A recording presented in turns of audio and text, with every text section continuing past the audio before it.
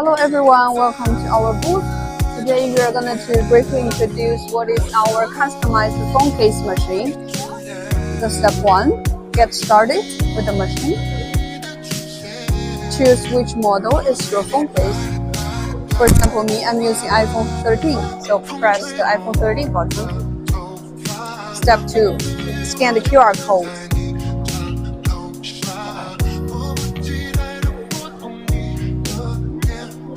Get started with your phone. The third step, upload the picture you want to print in your phone case.